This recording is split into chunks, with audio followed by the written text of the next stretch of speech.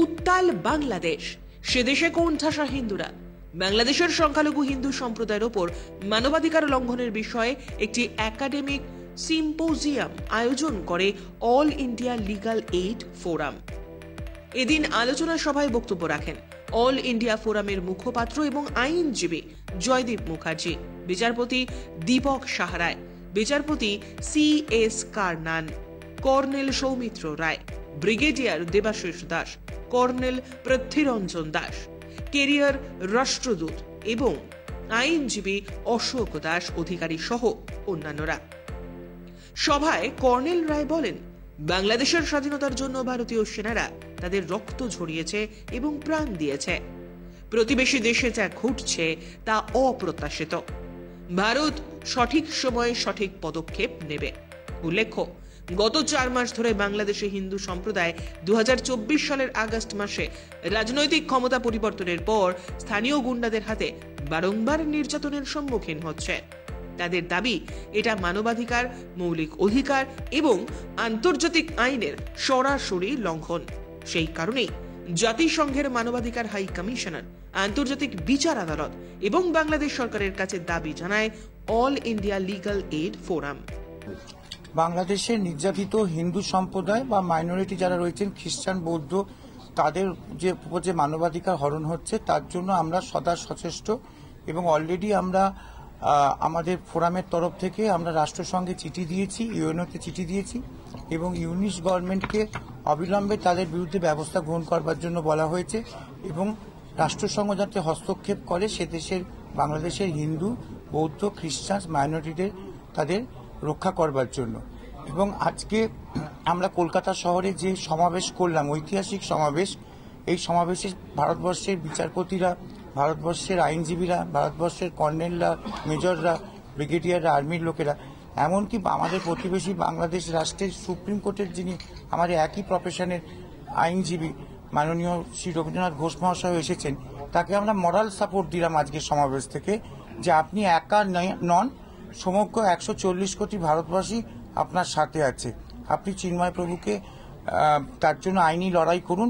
আজকে যদি আপনার কোনো জীবনহানি হয় বা আপনাকে যদি কেউ মারবার চেষ্টা করে বা আপনাকে যদি কেউ ক্ষয়ক্ষতি করবার চেষ্টা করে, তার জন্য কিন্তু সম্পূর্ণভাবে দায়ী থাকবে ইউনুস এবং জামাত, জেহাদিরা এবং লস্করিরা, যারা বাংলাদেশকে আজকে সোনার বাংলাকে তছনছ করে দিয়েছে। এই জেহাদিরা এবং এই জেহাদিদের মদতদাতা হচ্ছে ইউনিশ গভর্নমেন্ট, তারা যেন দায়ী থাকবে। যদিও আমরা আশাবাদী রাষ্ট্রসংঘের রক্ষা কবচ থাকার জন্য মাননীয় রবীন্দ্রনাথ ঘোষ মহাশয় তিনি চিন্ময় প্রভুকে আইনি সহায়তা, সাহায্য দিতে পারবেন এবং আমরা আশাবাদী আগামী 20 জানুয়ারির পর বাংলাদেশের চিত্র বদলে যাবে এবং আগামী 6 মাসের মধ্যে ইউনুস উইল বি অ্যারেস্টেড এবং ইউনুসকে কোমরে দড়ি পড়বে। লিখে রেখে দিন। এখন হাসপাতালে মৃত্যুর সঙ্গে পাঞ্জা লড়ছে, এটা আমরা দেখেছি। আমাদের অনেক জুনিয়র কিন্তু ফাইট করেছে ফর দ্য হিউম্যানিটি। এখন 71 জন লয়ারের বিরুদ্ধে, হিন্দু লয়ারের বিরুদ্ধে মানে মামলা দিয়ে দেয়। মামলা তো একটা হলো সেডিশন, একটা হলো মার্ডার, দুইটাকে সঙ্গে সঙ্গে দিল। এখন ওরা যদি বেরিয়ে আসে তো অ্যারেস্ট করে নিচ্ছে পুলিশ, তোমাদের বিরুদ্ধে মামলা আছে, তোমাদের পুলিশ অ্যারেস্ট করবে, কিন্তু ভয়ে আর কোর্টে যেতে পারছে না ওনারা। আমি সুপ্রিম কোর্টে প্র্যাকটিস করি, আমার বাড়িও চট্টগ্রাম, মাস্টারদা সূর্য সেনের বাড়ির কাছে। আমার একটা মনোবল ছিল, কারণ যারা লয়াররা, প্রসিকিউশন লয়াররা, তারা আমার বন্ধু। আমি মনে করেছিলাম ওনারা দয়া হয়ে আমাকে অ্যালাউ করবে at least to fight against the atrocity on the minority community, particularly এই চিন্ময় কৃষ্ণ ব্রহ্মচারীর ব্যাপারটা নিয়ে। তো চিন্ময় কৃষ্ণ ব্রহ্মচারী ফায়ার্সম্যান, অত্যন্ত সহজ সরল একটা লোক। আমরা মনে করেছিলাম যে আমরা গেলে আমরা সম্মানটুকু পাব, কিন্তু দুঃখজনক হল সত্য যে আমাদেরকে ওই দিন হেনস্থ করা হয়েছে, বিশেষ করে আমাকে। আমরা গত পরশু দেখলাম এক মুক্তিযোদ্ধার গলায় জুতোর মালা পরিয়ে মৌলবাদীরা উল্লাস করছে এবং বলছে গ্রাম থেকে চলে যেতে হবে।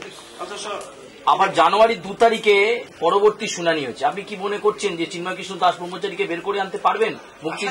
আশা করি পারবো, কারণ ন্যাশনালি ইন্টারন্যাশনালি একটা প্রেশার স্বাভাবিকভাবে পড়েছে। আমি যেহেতু মানব অধিকার করি আজকে 30 বছর, আমি প্র্যাকটিস করি আজকে মোর দেন 35 ইয়ার্স। আমি আশা করছি, আমার মনে একটা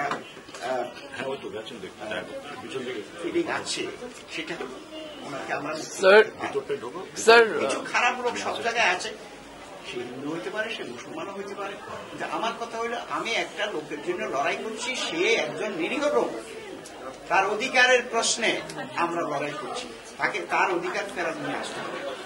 ব্যুরো রিপোর্ট, চ্যানেল 10।